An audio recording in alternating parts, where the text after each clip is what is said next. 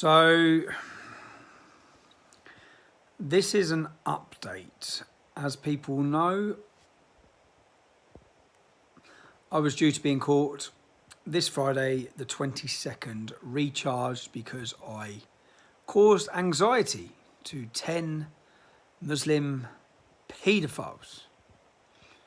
I caused them anxiety, and they're supposed to be free of anxiety whilst walking into court on charges of raping dozens of young English children. Anyway, I was supposed to be in court this Friday. I know many of you, this is an apology, I know many of you were making your travel arrangements, had booked your days off in order to be there. I don't know a new court date. I've been waiting all day.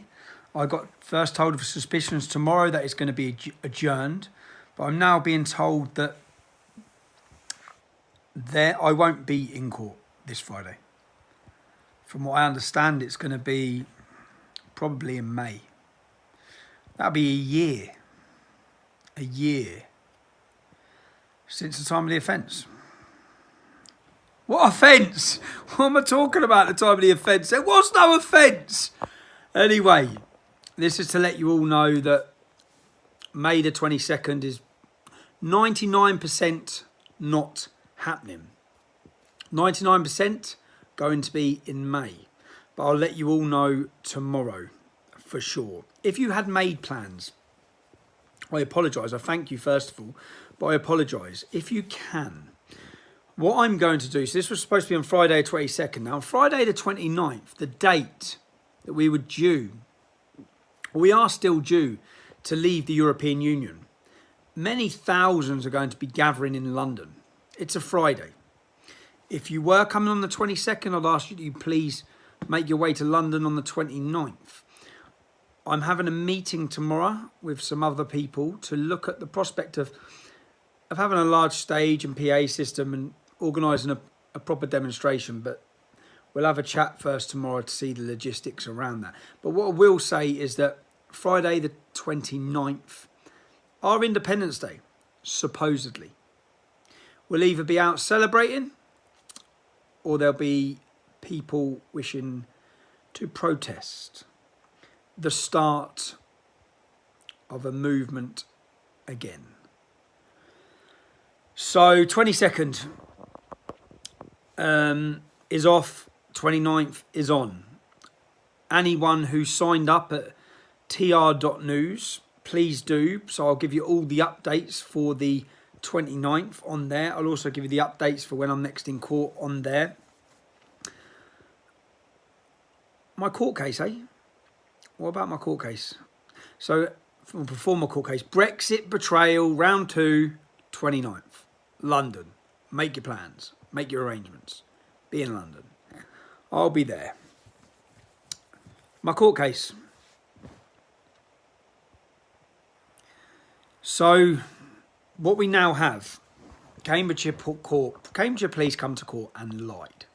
3 of their statements said I was drunk, I was disorderly, I should have been arrested. They said that I was swearing, continually swearing.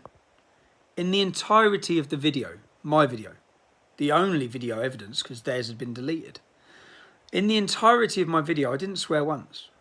So if we didn't have the video and we took their statements were littered with lie after lie. When Bedfordshire Police, this is where I won't put all the police into the same bracket. When Bedfordshire Police was summoned to court and their football intel, that's the expert on hooligans. He's been an expert for 12 years for Luton. When he got to the premises and the police were talking about me, he told them I was no trouble and to leave me.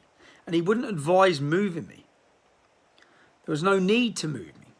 I don't cause any problems. Specifically, this is the intel officer. Along with that, the manager of the pub and the restaurant said we were no bother. But the police proved in court that it was reasonable and necessary to eject me and my children from the entire city of Cambridge. We live in a police state. And to top all that off, I said, was it a win, was it a lose? Every one of you who has seen that video has seen it. The video footage is clear. It's there. It's black and white. You can't argue with it.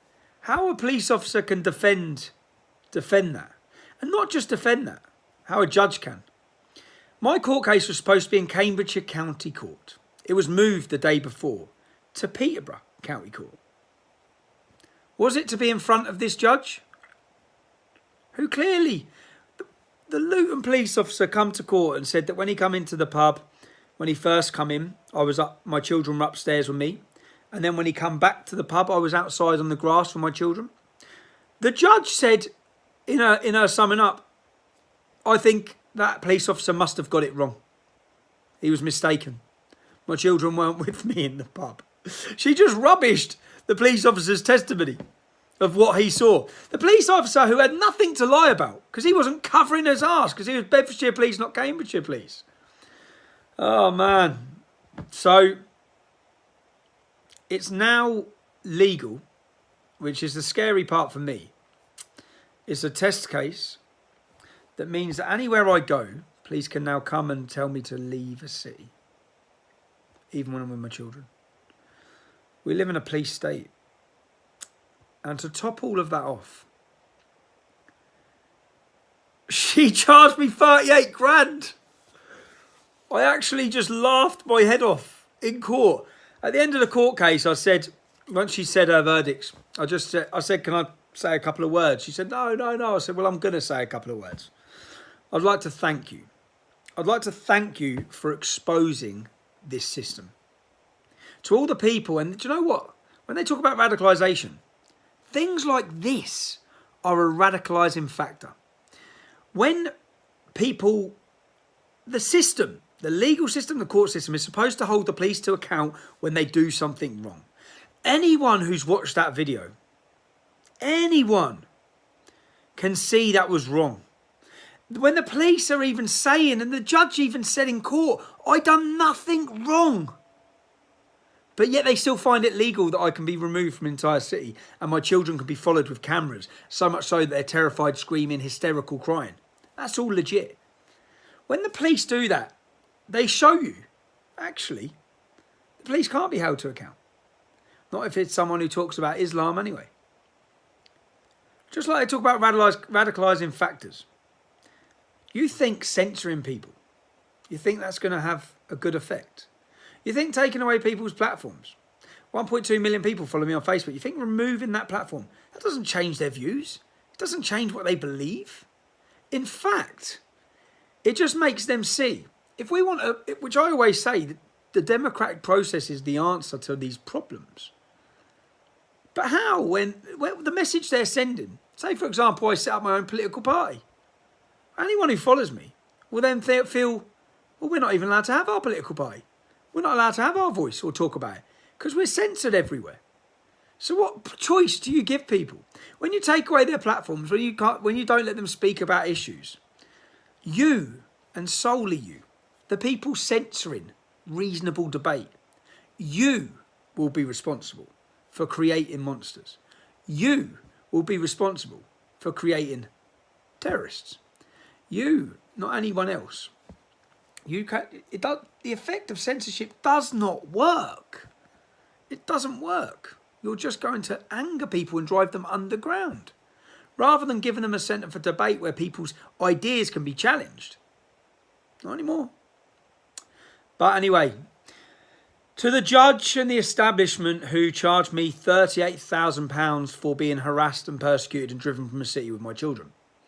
So far, a website was set up, www.cambridgecosts.com. And we're 50% there after 48 hours. So I have to pay 50% within 14 days. So I will be paying the 50% quite easily within 14 days. If this little tax that you put on me was supposed to be a real message to drive me away and silence me and shut me up and, like, in other words, shut up, we just charge you £40,000. Thanks to the beautiful British public and the support that I've got, I'll be paying your fine and your bill. And it won't actually have that much adverse effect on the work that I have planned. Yeah, these court cases do. This last week at court, supposed to be at court next Friday, not now. Although I am meeting with lawyers on Wednesday and on Friday. Most of my time seems to be consumed with meeting with lawyers. Next week I'm going to start something new. I'm going to have a week in the life of Tommy Robinson. I'm going to have cameras with me every minute of the day, starting next week. Just to show you what we do every day. I think it'd be entertaining. We've got a couple of places. You know, like this whole legal thing. Yeah. What should I have done? I'll tell you what I was going to do. That police officer, that's what I was going to do. My solicitor talked me out of it. That police officer who terrified my children, I found out a lot about him. Where he played football, where he lived, everything about him was sent to me. And I was going to get a PA system and just play the sound of my children crying outside in his road. That's what I was going to do. My solicitor spoke me out of it. I was also going to then just turn up and question him. Just ask him simple questions like a journalist does. Now, I've got multiple other people, a list of people who have lied. And next week, our little version of Troll Watch as such, you'll be following me every day. You'll be seeing what we get up to, where we go. We'll be travelling in the country. Follow this place. Again, every single one of you has donated to my legal costs. It's sort of, because you know what, it is deflating, man. When you look at a system, you think, hold on, it's black and white. It's on camera. Everything's on camera. Yeah, the police clearly acted and abused their power. Clearly, when I committed no crime, when I was out with my family, no risk at all, no danger. The Bedfordshire police officer told them he's no threat, he's no risk. The manager told them he's no threat, he's no risk. But a judge still finds that they acted reasonable and it was necessary to kick me out of the whole city. Go figure. Go figure. And yeah, that's it. Really, if you've just joined, we may be having European elections, I think, if they betray Brexit. Dodgy ground if they betray Brexit. I see them all saying that'll mean Tommy Robinson, MEP. I've just got back from Belgium, where I was invited. This is how messed up our country is. I was invited by a political party out there with plenty of MPs, with the election coming up. I received a hero's reception. I'm invited to speak next in 2 weeks at the Czech Republic Parliament with Czech MPs, Polish MPs. This country, every MP would run a mile from me.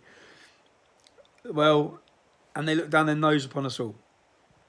That has to change. So let's see what happens with Brexit.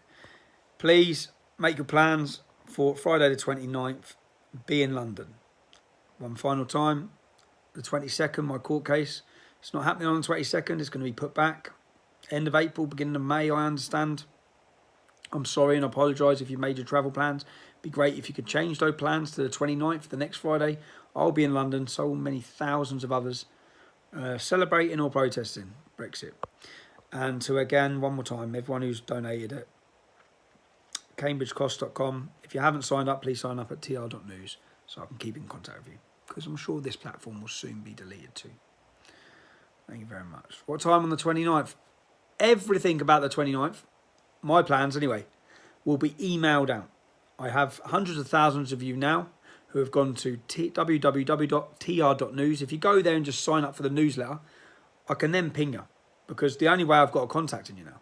I can then ping you a message, say, these are the details, these are what time we're meeting, this is where our stage will be, this is where our PA will be, this is the time, this is who's speaking, etc., etc. As I said, nothing's finalised yet. So I'm not saying that, but I will be in London on the 29th. So please make your plans to be there. Good night. You know, do you know what? I've actually tape recorded. When I come home after that court case, I come in and I press record. And I sat down with my kids and said, kids, you know what happened in Cambridge? The judge said the police done nothing wrong. And I've got their responses. And they're all just, but we didn't do anything, Dad. But we didn't do anything. Do you know one telling thing? Let me just tell you, which was it was a moment for me. When my daughter was going to the big school in the summer holidays 2 years ago, 3 years ago, 2, 3 years ago. I sat her down. I said, darling, when you go to school, let me explain to you, some people refer to your daddy as Tommy Robinson. The name I sometimes use is Tommy Robinson. I started explaining it to her, because I'd shielded her from all of that. She didn't know I'd been in prison or anything. So I said, darling, Daddy's been in prison multiple times. I said, but Daddy didn't do anything, sweetheart. Daddy didn't deserve to go to jail. I talk about things and issues that certain people don't want spoke about because they have dirty hands and they're covering their own asses and they're betraying the people. I tried explaining this to at the time, a 9-year-old. Yeah? And I said, but Daddy didn't do anything, darling, and he should not have been sent to prison. So I said all this to her. Then this thing, months later, this thing happens with Cambridgeshire Police. The next day I come down into my kitchen after my daughter had witnessed what happened with Cambridgeshire Police. And she said, Daddy, I understand now. And do you know what? It's even going to get me emotional thinking about it now. I looked at her and said, what do you mean, darling? She said, I understand how they sent you to prison and you didn't do anything. That's a 9-year-old little kid having to think about that stuff. Because she watched how we done nothing wrong, but yet we were terrored by the police. Intimidated, followed, videoed, recorded, and kicked out of an entire city on a family day out. But my little 9-year-old watched that. And the truth is, my youngest daughter has still never been to a football match since that day. And then with everything that they'd done, when I got in the dock of that court case, they acted like I was in the wrong. Like I'd done something wrong. So I haven't done anything wrong. I've just gone out on a family day out and done nothing. In fact, the reason why Bedfordshire Police, let me tell you, the reason why Bedfordshire Police would have gone to court and just told the truth. The Home Office, so some of you understand, the Home Office took me to court 2 years ago. The Home Office are in charge of the football policing unit. They raided my home when I was in France. They come to my house at 3:30 when my children were getting from school, of course. They come there and they tried to give me a football ban order. I wasn't in the country. When I come home, they took me to court. The head of the Home Office football policing unit stood up in court and told the judge, we need to give him a football ban order. His presence, this is the thought police. This is the same as this crime here, this most recent one. His presence could provoke a reaction. They had a map for 5 years. They wanted to ban me from Luton Town Centre, from Luton train station, from the entire Muslim community of Luton, which is pretty big now, most of town, from leaving the country because my presence could provoke. Now, when Luton Police was summoned to court again, the Home Office stood there and my barrister said, can you please tell me who's bringing this case against my client? And the Home Office said Bedfordshire Police. When we got Bedfordshire Police in the dock, the main football hooligan liaison officer, they said, is Mr. Lennon any problem to you? No, never. In fact, since his football banning order, because you have a chance to rehabilitate yourself, you see, that's how our society works. Since his football banning order, he only sits in the family stand. We've never seen him with the same groups of friends, and they are all my friends. We've never seen him with them. He only goes to the football with his friends as a family, as a father. They said, okay, so do we need to ban him from the town centre? Are you worried about what he may do? No. Do we need to ban him from the train station? No. So do we need to ban Mr. Lennon at all from going to football? No. So then they asked Bedfordshire Police, why are we here then? Who has brought this case against our client? And he said, this is all in court documented. And he said, this was put on our desk. And we were told we had to do this. We had to do this.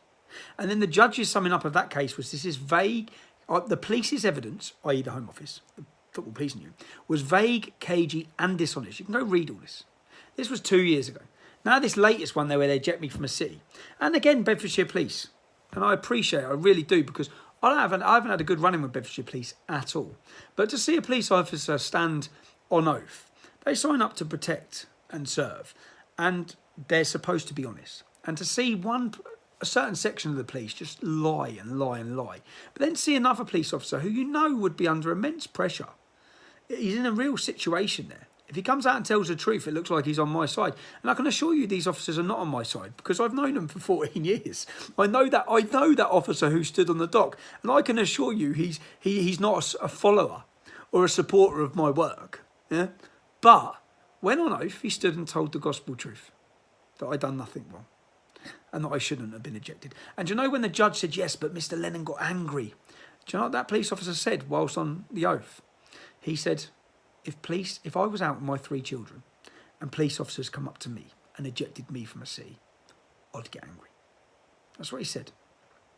And to think that all this can play out and the whole public can watch that video, millions of people, that's why I thank the judges. I want to thank you because millions of people watch this video.